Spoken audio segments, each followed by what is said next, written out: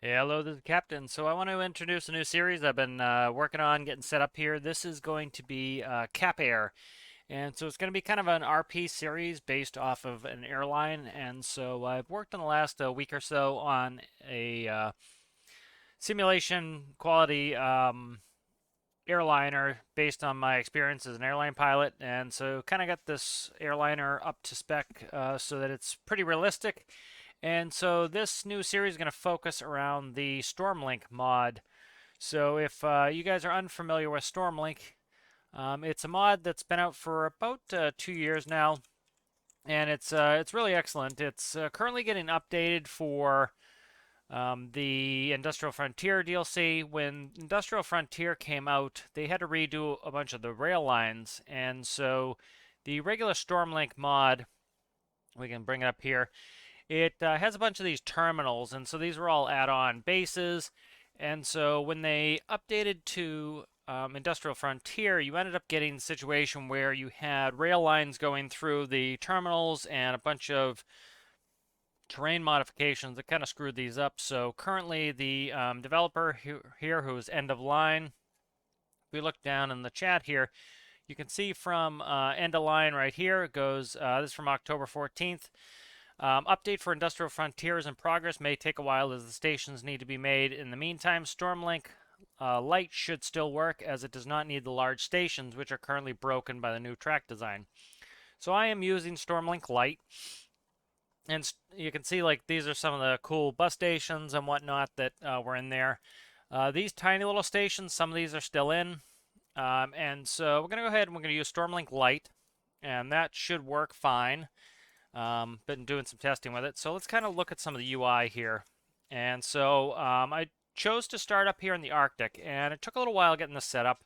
And you'll notice how we have these red circles, and it will say right here 5 to Komodo for 1200, 5 for Endo for 40, 5 to Creative for 3140, 5 to O'Neill for 1460, 5 to Arcturus for 50. And so essentially the further away they are, like see right here, this is Arcturus. The closer they are, the less money you get. The further they are, the most money you get. So for example, if we look at this one here, we're gonna make the Arctic base, Tajan, our starting base. So 5 to Creative for 3,140. So that's worth $15,000 just to take those people down to Creative, which is I believe right here, right here. So this is Creative.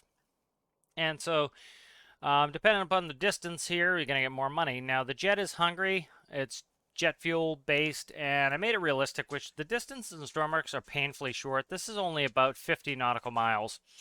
And so it's pretty ridiculous that, things are that close. But, for example, the jet engines just burn a ton of fuel, so that kind of gives us some sort of money compression. I've given us $100,000. And one thing we have to be very careful of here, and so this is actually going to make this, I don't want it to be wildly profitable, and it's not. But for example, if we look right here at the refinery island, you can see you can buy, it will populate, but jet fuel is running about $1.43 or something. And if we zoom out to the other place we can buy jet fuel is here at airport. And that is 467.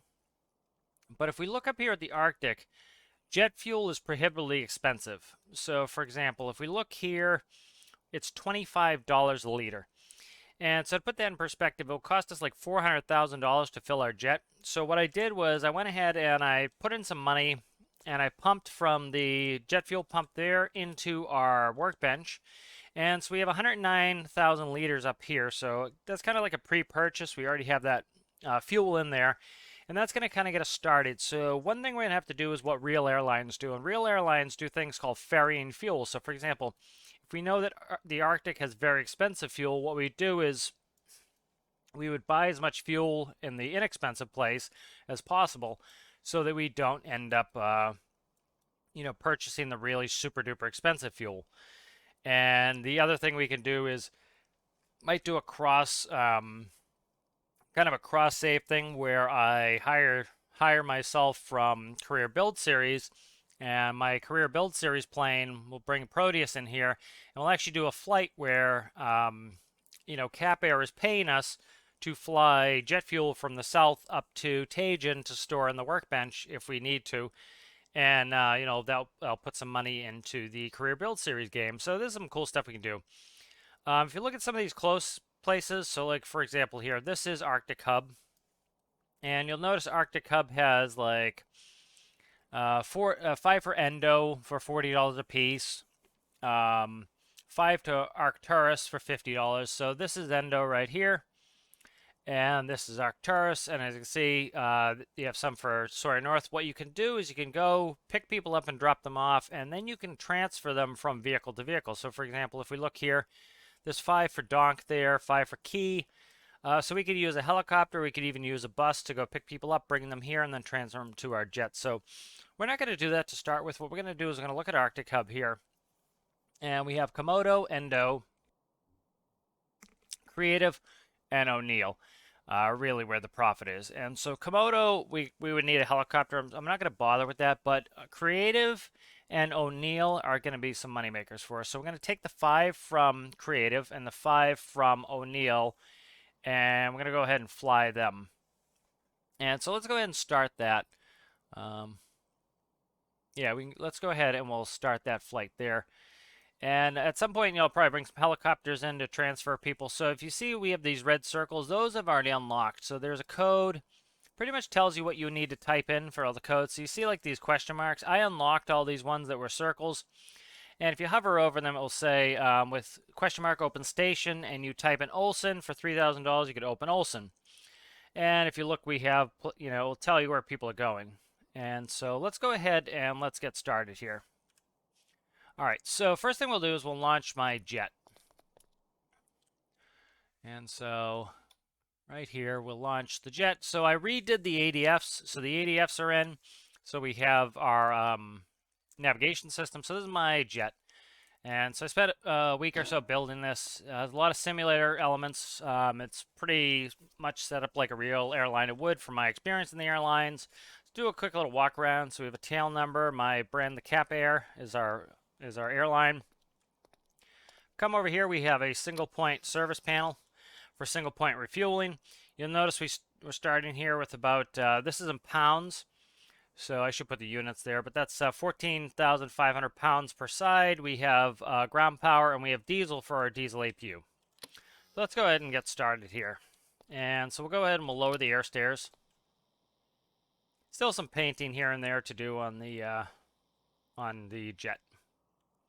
Alright, so we're going to go ahead and go up into our jet. We'll get a little lag here and there as the mod, you know, it puts a lot of NPC players in there. One thing you'll notice too is if we go into I have NPC damage off, and that is because you cannot keep them warm even with a heater. They will freeze to death. So because we're up in the Arctic, the maker of Stormlink, you know, says that you should shut NPC damage off, so that's off. So we have a lavatory back here. Have a little cubby here. We have 39 seats. As you can see, they're numbered. That's how Stormlink works, is it puts them in the numbered seats. We have a flight attendant jump seat and a galley in here. We have our main entry door there.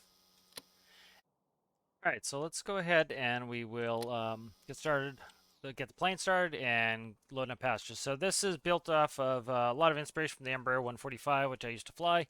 Do battery A and B. We'll go ahead and do power connect. That brings in the power to our systems. We'll do a fire test. All right, fire test, and we'll start the APU. Go ahead and jump on our seat here. So first thing, we get a message. We need to put in PCAP. So it'll be question mark, PCAP, which is passenger capacity, and we put in the number of seats we have numbered, which is 39. So that tells the system how many we have. Next thing we'll do, we'll go over here, we'll look, and we are going to take the passengers for Komodo, Creative, and O'Neill. All right, so we'll go ahead and we will do P-load, question mark, P-load, Creative, enter. 5 passengers have been boarded. Next we'll do Komodo. All right, and the last 5 are going to be O'Neill. All right, and so if we go back there, we can actually look and we can see passengers are all loaded up. All right, and so let's go ahead and shut the door. All right, And so next thing we'll do here is let's go ahead and we'll start, we'll do APU bleeds. That'll take pneumatics from our APU so we can start our engine. We'll do fuel valve and we'll start that starter.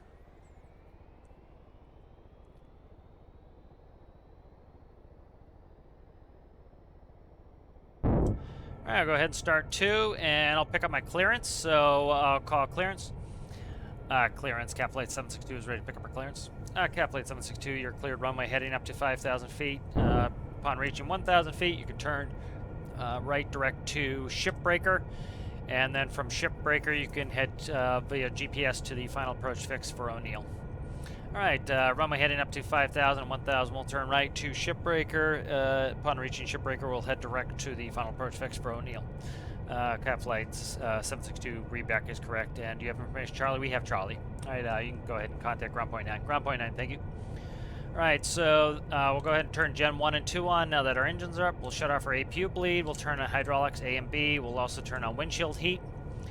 And we'll shut off the brake. We'll set flaps for takeoff. And we're ready to taxi, so actually almost. So let's go ahead and put in 400 is the radio frequency for Shipbreaker, so that's our first nav. We're going to go ahead and do radio nav, and you'll notice that gives us a 185, 4.6 nautical miles away, and that's right over there. All right, we'll enter in runway heading, which is 140 for runway 14, up to 5,000 feet. And we're ready to contact ground. Ground, JakaPlayz 762 is ready to taxi. JakaPlayz 762, you are cleared to taxi from the hangar straight ahead and hold short of runway 14. All right, straight ahead, hold short of 14, cap flight 762. All right, so I just pre-selected heading and altitude hold. So as soon as we take off, we can go ahead and press autopilot master, and that will activate those 2 modes. All right, so we have our beacon on. Go ahead and turn the logo light on. All right, as you see, there's our logo light, and we have our beacon flashing on our tail. All right, we'll taxi ahead of here. I'm just going to turn the wind down just a little bit. It's not bad. It's 37. We should be all right. Famous last words, I know.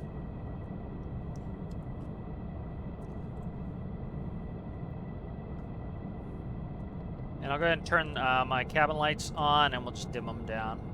There we go. Now we'll hit the brakes here, and we'll hold short. JakaPlayz 762, you can contact ground. You can contact tower on 120.7.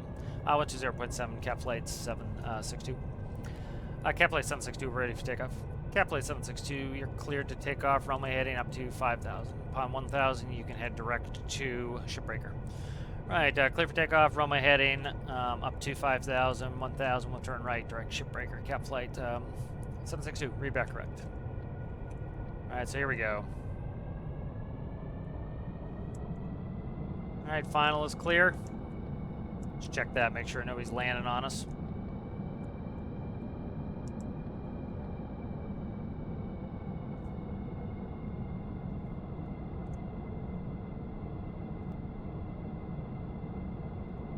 All right, taxi here. I had to pause it for a second there, and it's getting me off. So we're runway heading, cleared to take off. Here we go. Airspeed's alive.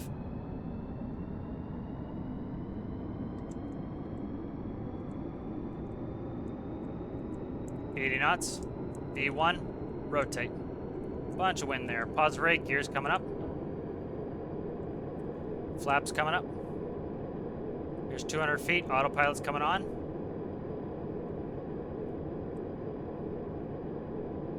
Gear is in transit. Having gear issues here.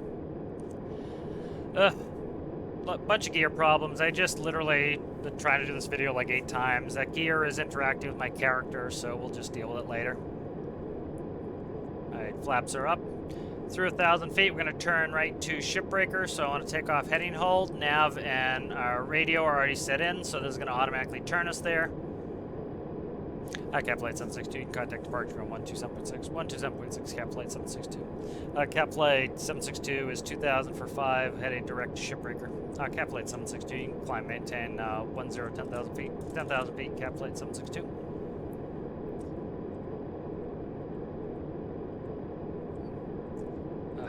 There we go. reach that.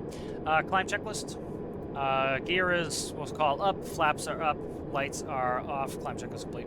I've been having a ton of issues with that gear. I know what it is. I had to add a second pivot. When I'm sitting in my seat, we get a physics interaction. There it goes. It finally went up.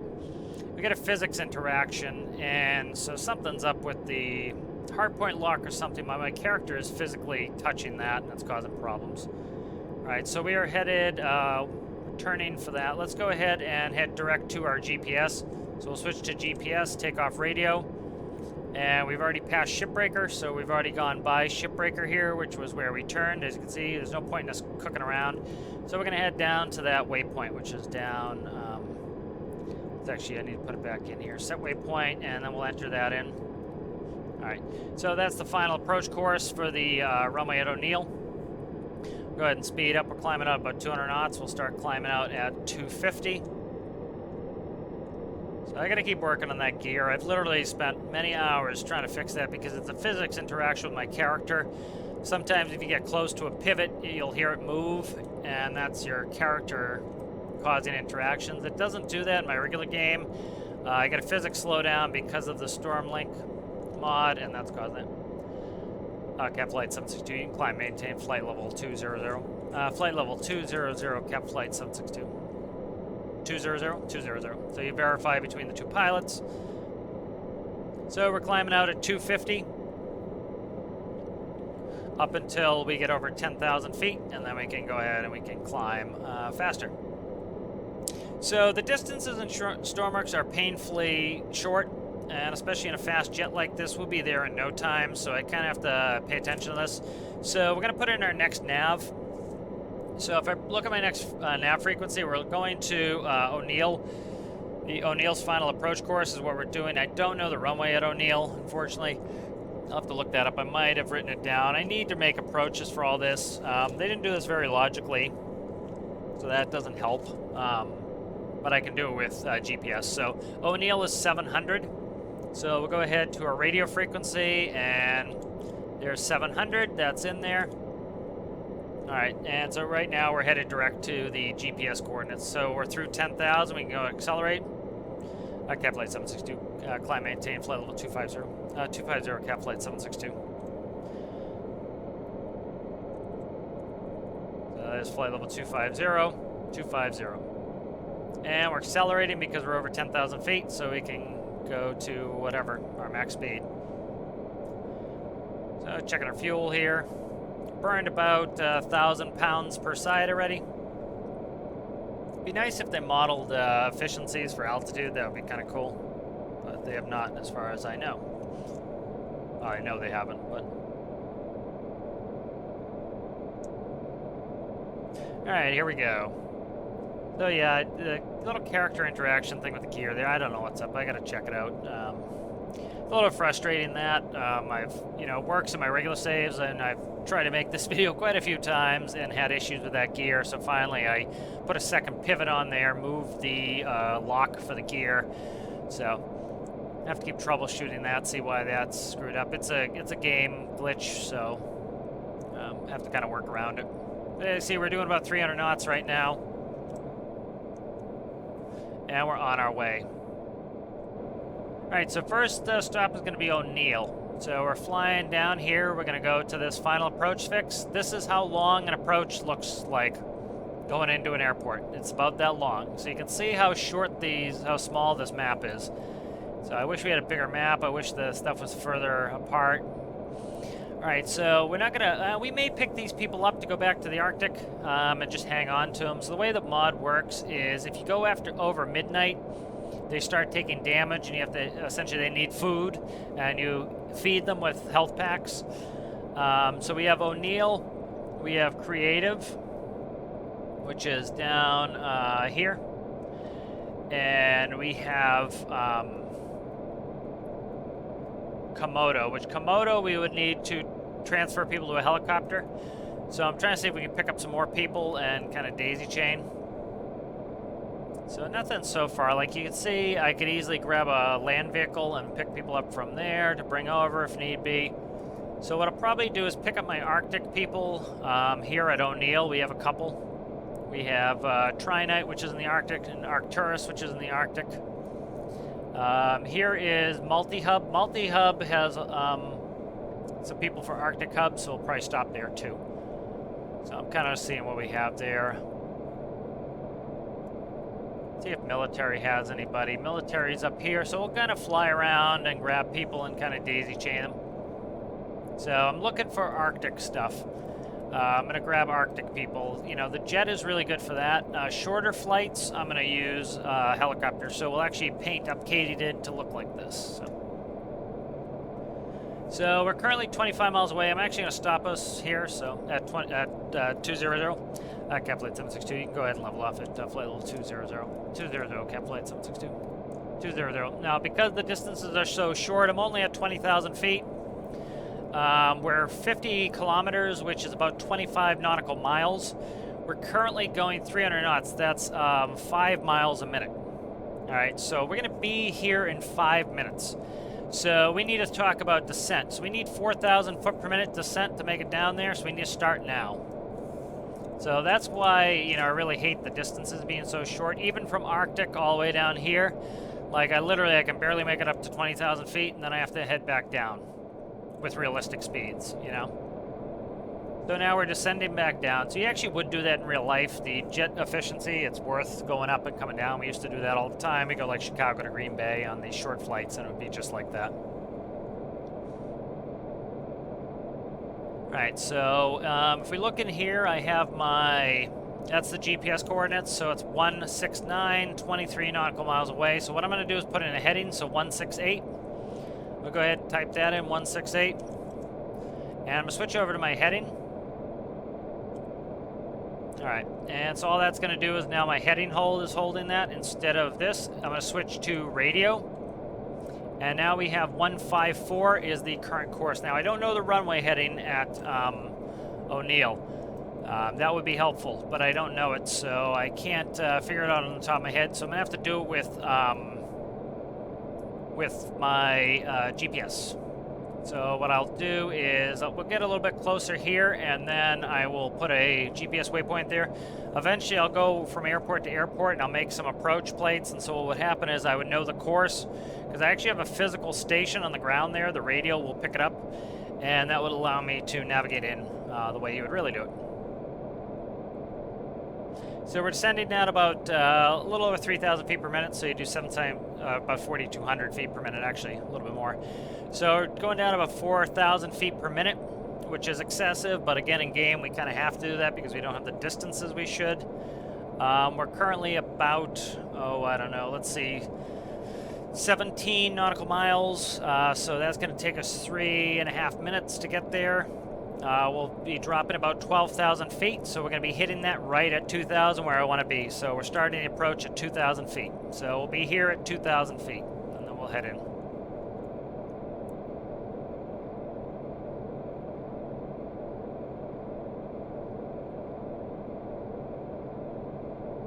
All right, so we're going to brief the approach. So you brief the approach. You can see how fast it happens. You know, it's just the distance is so incredibly short between here that we have to do everything fast. And it really gets busy like this in a real airliner. All right, so let me check my altitude here. All right, we're 13,000 feet, so we're going to slow down to 250 because we can't go over 250 knots under 10,000 feet. So we're only 2,000 feet away, so about 30 seconds. We'll start to pull some speed off here. And you notice how accurate my speeds are here. I can keep my speeds within a knot. That's how it would be in a real airplane. There we go. So 250 under 10. So we're all set for that. We don't want to overspeed. And so the approach, we're going to hit the final approach fix. We're going to turn on course, which I don't know until I get on the runway. I'm not going to take the time to go to each airport. What I'm going to do is when I get there, I'll do it. And so I'll figure out the runway headings and I'll write them down. So I already know Tajin. Tajin is runway 32 and 140. So 32 is going this way. That's a 320 heading. This is a 140 heading. So I already know that, so I can already do the instrument approaches in there. I know military base off the top of my head is a 210 here, and the reciprocal of that, which is 040 this way. think Dre Moore is a 220 this way, and a so that I think this is 21. One of these is 21, one's 20. I can't remember which one is which, so I'll have to check them. But we're going to go on the final, so we're at 2,000, the final approach course. We're going to join the inbound course. We're going to follow it in. We'll send down to 1,000. We'll send, after we hit this point here, which you'd make another point because we have a mountain here, we'll descend down to 500 feet. 500 feet will come in, and then if we see the airport, we'll land. If we don't, we'll go missed. Our missed approach point is going to be multi-hub.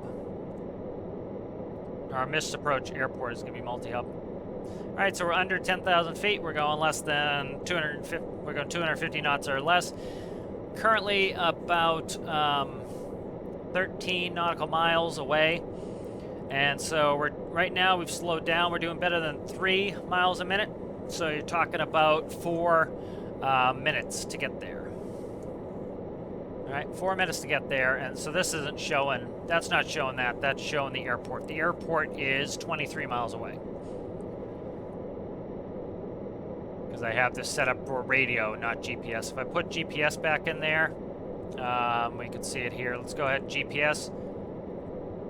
You'll notice that is 13 miles away. And then the airport is 22 miles away. So that's using the physical ADF signal. It's a little shack that's actually on the field, and we can use that for instrument approaches. So I need to write out the approaches, so as I do them more, I'll look at it. I'm going to check our fuel. So we burned about 4,000 pounds per side, so 8,000 pounds total, so that's about 4,000 liters we burned so far. So at Arctic prices, that's insane amount of money. That's 4,000 times $25. As you can see, that's a lot. That's, you know, you're talking, that's 100 grand in fuel. But if we talk refinery money, let's look at refinery real quick. I think it populated. I was waiting for it to populate the price here. Here we go. $1.49, so $1.50 a liter. So you're talking $6,000 if we bought it from there. So that's where actual business management's going to come into this, and managing our costs, and that's going to make the difference between us making a profit. We can easily make $60,000 flying passengers up to the Arctic from the south here, or $60,000 flying them from the Arctic down, but we're only going to make a profit if we buy fuel cheap and ferry it around. So we have to do that. I already pumped in 100,000 liters into that workbench to kind of give me a head start. And that way I'm not having to worry about fuel hauling all the time. But like I said, we'll probably contract ourselves from our career build series. I really like this new map. I probably will make a new career build series save that will have this map in it. I like all the locations. This is a good seed. All right, so we're 500 away. We should be saying, you know, my altitude when I'm within 1,000 feet. I do have a horn that's supposed to go off, but it's broken at the moment. I have to fix that too. All right, so we'll level at 2,000 here. We're currently 7 nautical miles away from our final approach fix.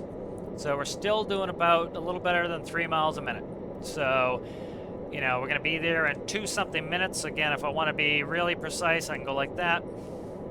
About 2 minutes right there, you can see. So pretty close, pretty quick on, you know, pretty close when I do it in my head. So that's kind of why I do it this way.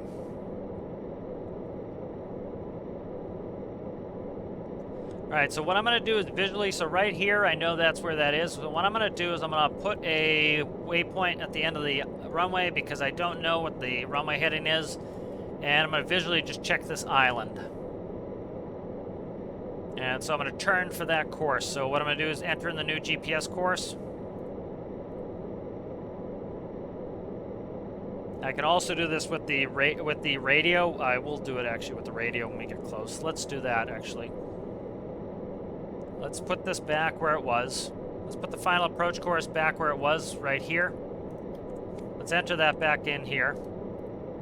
All right, and so that is our GPS right there. Be there in 1 minute. All right, what I'm going to do is I'm going to switch us to the radio course when we get close to this, and all I'll do is take off heading hold, and it will turn us to the radio that is sitting on the airport. That'll actually make the turn for us.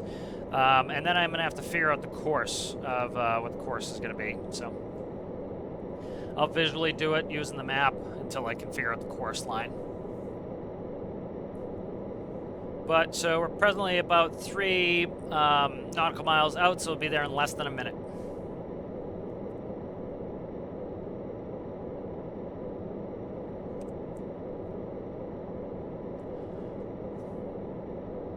All right, once we hit the final approach course, I'm going to slow down. I'm going to put down my gear, slow down to 200 knots. I'm going to put in my flaps, and we want to be established on this. Once we clear these mountains here, so once we get past these mountains right here, I'm going to descend down to 500 feet. So we'll actually start turning here. Let's see where we're at. Let's start turning right now. So I'm going to take off heading hold.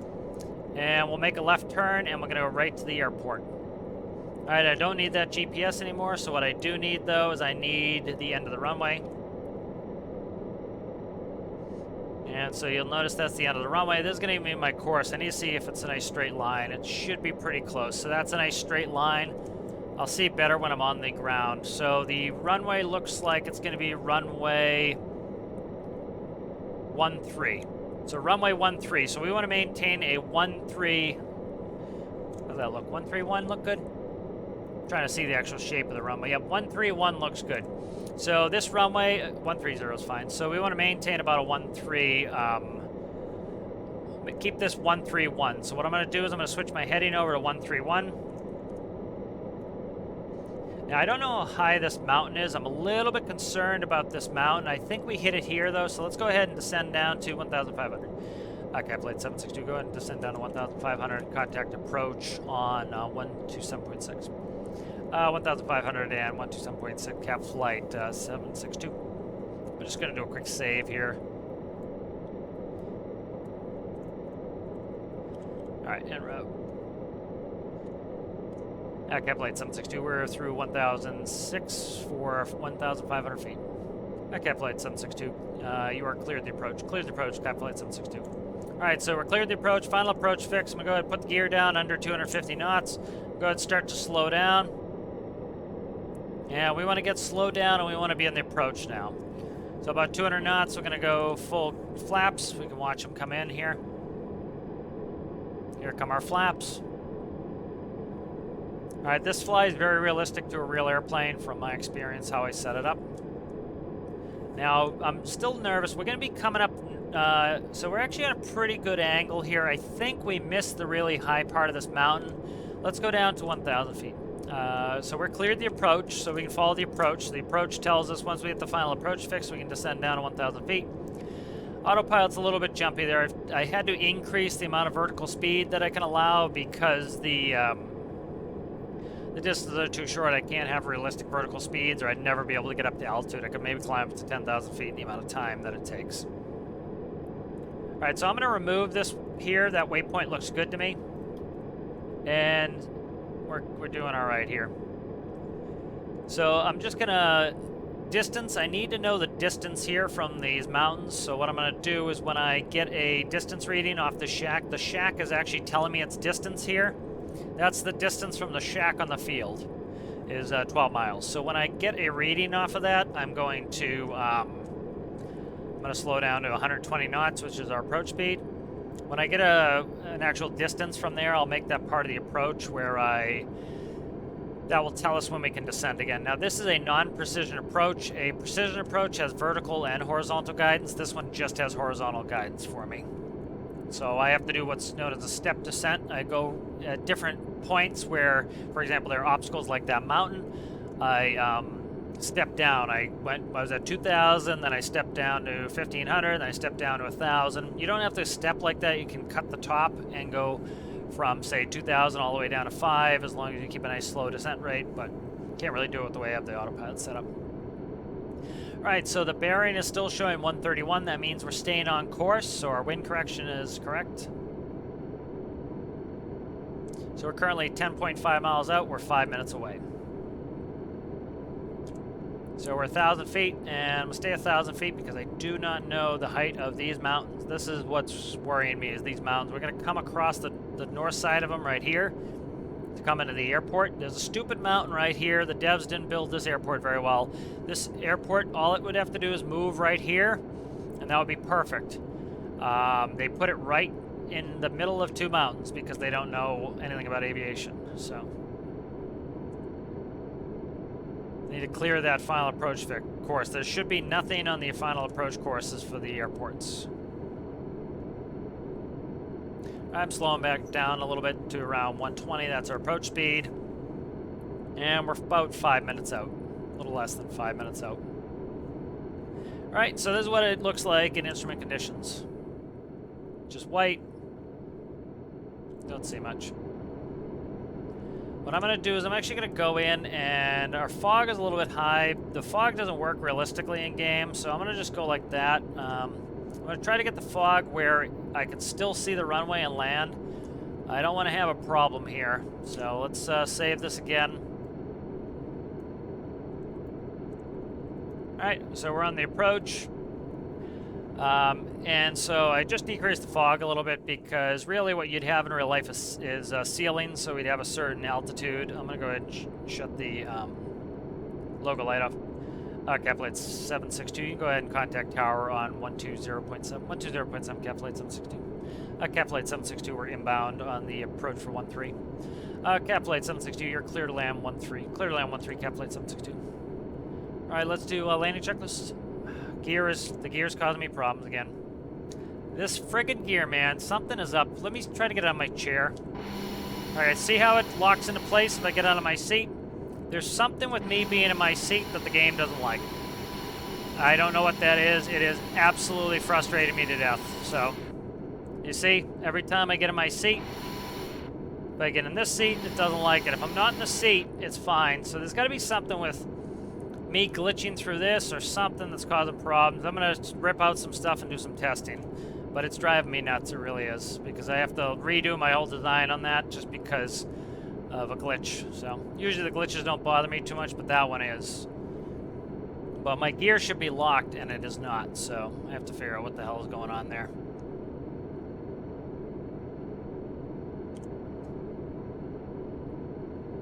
A couple things I can try. So right over here, if we look on our map, that is going to be the this base right here. So we're visual with that. So that's pretty good visibility. I should be able to see this airport before. One of the reasons I turn the fog down is, like I said, we have that mountain sitting right here, so I have to make sure I see this. Again, you would see the runway from a long distance away, but they put a mountain right next to it, so you can't. So if I were them, I would just move this airport right here, and that would be fine, perfectly fine. And it would be realistic. You know, there's a reason why, you know, a game doesn't necessarily have to be realistic, but there's a reason why we do things in reality is because they work. You know, we've had millions of years to decide this is how things need to be done. And so if you just follow what real life does, sometimes things work out because it makes sense.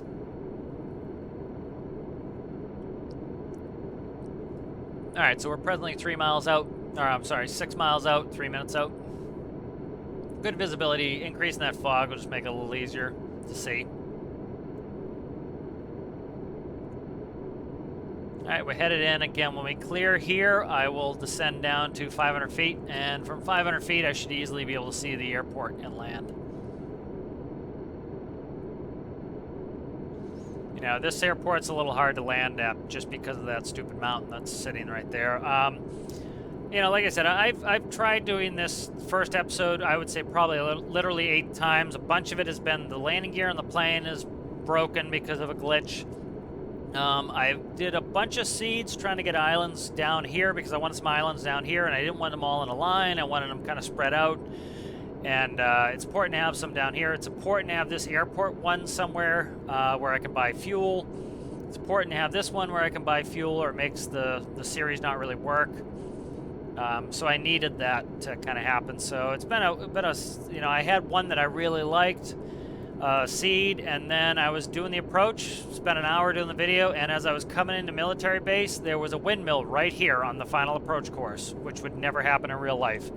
You know, you're not allowed to put up something tall like a building or a windmill right on the final approach course for an airport. You know, the way the game does it, these assets move, and so what I would do if I were them is have a red exclusion zone that nothing can spawn in this area. So you would have a straight line here. Like you got a bunch of islands that, like there was an island that was cozied right up against the cliff here. So it makes the airport unusable. So I needed all my airports usable. So it took me a bunch of time setting this up and just working through game things. So if I sound a little bit more aggravated than normal, it's just because the some of these silly game things are getting to me on this, trying to set this up because it's complicated. That's really annoying me. Again, I get out of my seat, landing gear's fine, put myself back on my seat, landing gear has an issue. So I have to figure out what the hell is up with that. That's just really frustrating to me because the landing gear there, like that door the door closed itself now, but like this should be locked into place. I have multiple locks locking that in place. I have multiple pivots. It works fine in the other game, but in this one, because of the little bit of lag, it's not locking properly, so it has hardpoint locks. So I'm looking at the mountains here. So we're coming up on the coast, so we should be right about here. We are. And I'm looking for this mountain. We're good. So let's go ahead and we'll descend down to 500 feet. 500, 500.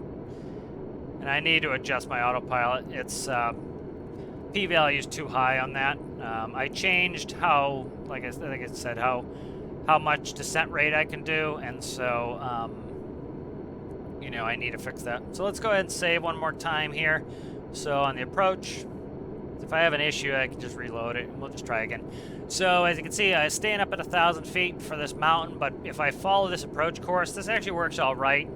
I can stay north. So this is how it would be in real life is, you know, you wouldn't also line this mountain up, this airport with this mountain. So you have it off where you can fly next to the mountain like that. So this airport should be up here, frankly. And then you can come down this valley, no problem. You can come over this open area, no problem. All right, so we are right on course, about 130 for the airport. And I'm looking straight ahead for it. So we get the lights a little bit late in game. And we are clear to land. You can see we used to do approach taxi light for cleared the approach and landing light cleared to land, and that kind of reminds us. And so we're really all done with the tower until we land. So we're coming over Sawyer North now, as you can see. Coming over Sawyer North. Let me just grab a quick little what do you call it? A thumbnail for the video. That'd be the Cap Air first pick here. Let's do another one from this side here.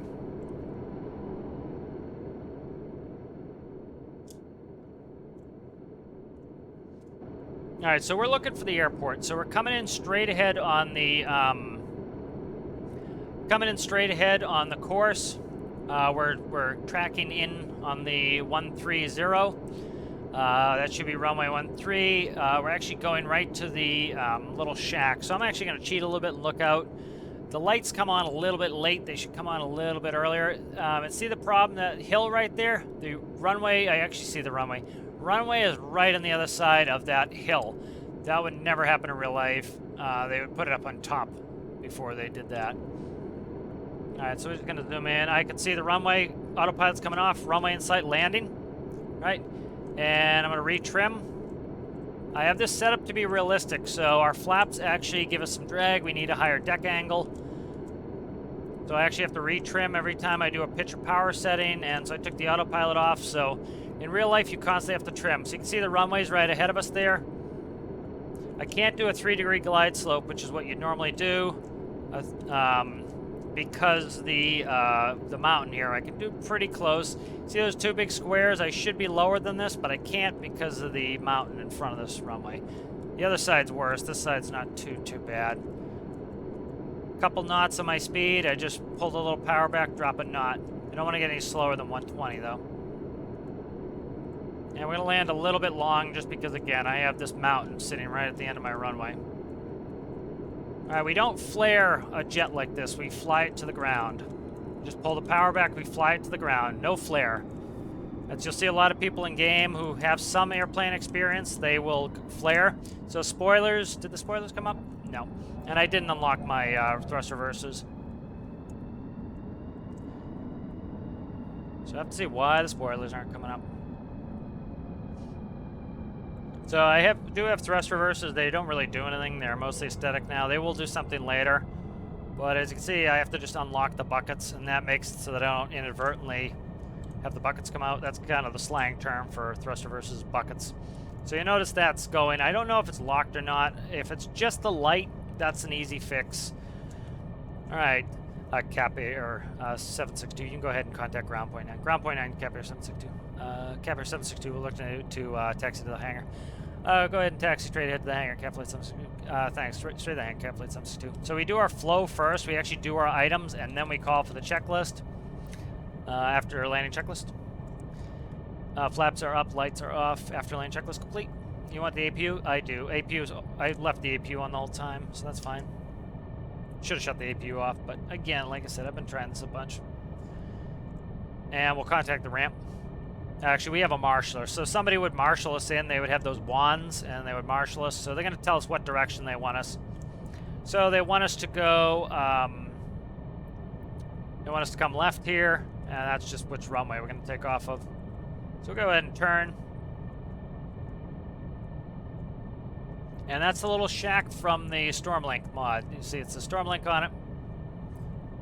And they're going to actually have us taxi to park in here. So fuel is going to be a very important thing with us here. We have to really manage our fuel because of the costs of what it costs in the Arctic. And that's one of the reasons I wanted our base to be Arctic. Most of our runs in this jet are going to be Arctic. I will eventually be coming out with some more airplanes. I have a small airplane that I was using for training, but it doesn't have autopilots and stuff that can hold like 6 passengers. So some of these shorter flights I'll do with other aircraft, and I probably won't do any building Cap Air here, but I will do some build videos that will have Cap Air equipment. So I think it's just a light issue right there. Luckily, it appears the gear is locked, and so that's what's most important to me. And so we're taxiing here. I'm just gonna press the wrong button. There we go. So I'm just gonna come up on this engine a little bit. So you actually do asymmetrical thrust all the time. You would press the wrong button again. So see, I'm coming up on my left turbine to turn us. All right, and this is where they want us. So he's gonna tell us to stop. All right, and he's giving us the set brake signal. And then as soon as we can, we shut the engines down. You always do that. You shut the engine down as soon as you can. Jet fuel is not cheap. You burn a lot of jet fuel on a turbine. So our APU is on. That's giving us power now. We can go ahead and turn our hydraulics off. We can go ahead and turn our windshield heat off. And the rest of our systems stay on. All right, good. So let's go ahead and unload some people. So we're going to start with our unload command. So we'll do enter, question mark, P unload. Okay, and let's see what we want here. We are at O'Neill. And there we go. We gave 5 passengers for $7,300. So made some money back there. Let's check our fuel. So I'm going to take some notes here. It's going to tell us, you know, what it takes for fuel. So, for example, from Tajin to O'Neill, we used, let's see, we got 2, so let's say about 6,500 per side, so 13,000 pounds. So that was 13,000 pounds. 13,000 pounds of fuel. So if we cut that number in half, we're talking 6,500 liters. So that's 6,500 liters. We're probably, most of our fuel we're going to be buying at here. Let me find it on the map. If I can find the right key. There we go. So we're going to probably be buying most of our fuel here at what's called Airport for 467. So let's do the quick math here. So 6,500 liters times, what was it, 4.67? 4.67. So that cost us $30,000 to do that. Let's see what it would cost us if we bought fuel from here. Now that sounds worse than it is. I'll talk about it in a second here. So if we bought it from here, that's $1.50. So 6,500 times, that's 9,750. Now, as we get more bases, we're going to be able to haul more people. So there are going to be a lot of opportunities where we have a full boat or like 25 passengers. So we made $7,300 there, and we burned, we burned about just under $10,000. So it sounds like we lost a bunch of money, but we really didn't, because remember, we still have 10 passengers on board, so we still have about another $14,000 worth of passengers, but the distances are much shorter. So we flew from here to here, made $7,300. Our next flight is going to take us to Creative, which is only right here. So that's going to be a short flight. That might cost us, I don't know, let's say $1,000, and we're going to make another $7,300 there. So we're up to $14,600, and we're at $11,000. So by the time we get here, we're already in the profit. All right, and we can also pick passengers up. I don't know how much we have for paying customers here. Let's go ahead. TriNet and Arcturus, we're going to probably pick them up. We can keep them on the plane. That's one of the nice things about having a large capacity, is we can keep people on the plane, and we can transfer them to helicopters. We just have to keep the plane in the world. So I should have put a keep active. I'm going to put that in my notes to put a keep active on there. That's 100% necessary. Let me find it. And at some point I need to name this sucker. So let's put keep active block. And so what we'll do is we put a keep active block on this jet, and then the jet will stay there. We can take a helicopter and run people off. But we need to transfer them to another vehicle, is essentially what I'm saying. All right, it would be nice. I'll have to send the person who does this mod something, see if we can transfer to the terminal would be something nice. Put them in the terminal, then we can put our vehicle away. That would be helpful. All right, so let's look here. I'm not ready to pick these people up for Arcturus yet, I don't think. Let me look at our other bases. So we're going to go to Creative next, which is down here. That will be in the next video. But I'll just kind of tell you what we're doing. So right there, those aren't worth getting in this jet. That's a good distance. Small plane that's perfectly profitable, but not this one. So we're going to dump those people off. And then we're going to head up to, let's see, we need fuel at that point, so we'll probably go to airport. We do need to go to drop people off for Komodo, so what we'll do is we'll go ahead and pick up 5 more for Komodo. We still have 5 on us for Komodo, so we'll go ahead and we'll pick up 5 more for Komodo. These pay less, but we're going to have to go there anyway. And so we would put them here. We'll pick them up, and we'll get fuel. And then we'll probably go to Multi-Hub. Multi-Hub is going to be a big airport for us for making money. As you can see there, we have 5 for Arctic Hub right there. So that's worth a stop. We need to go to Dremore, which I think we have 5 for Dremore. That's like $7,000 there. And then if we drop off 5 for Dremore, do we have Dremore? We had O'Neill, Creative, and Komodo. So we don't have any for there, but we actually could fly to Harrison. Let's check Harrison. Okay. Yeah, we could fly into Harrison and then use a helicopter to fly them across. I think that's what we'll do. So next thing we'll do, next episode, we'll fly from here. We'll pick up the people for Trinite and Arcturus. Actually, let's not do that yet. Let's go ahead and... So this will refresh over time. You'll get more passengers, so that's not really a concern. If we also kind of zoom out and we look at, like, here, you'll see there's people for Trinite there. So what we do is we could take a bus. We could drive people via bus, which I think I might want to build a bus for this as well. And we could also do a helicopter. So I'm also going to do Katie. We fly them here, up to here, and then load them on the jet. So those are things to do. So next video, we're going to go ahead and we're going to fly down here to Creative. We're not going to bother picking anyone up there. Let's see if anyone's here. Nobody's worth picking up there. So probably fly down to Creative and then a quick flight over to Airport to fuel up because this is the cheaper fuel. Fly over to Multi-Hub and pick up 5 for Arctic Hub. And you know what? Let's pick up these people. We're going to have to go back up to Arctic Hub anyway. So let's pick these people up. All right, so let's just do that. We'll do that next episode. So I will see you guys in the next one. I hope you're enjoying this. We'll see you.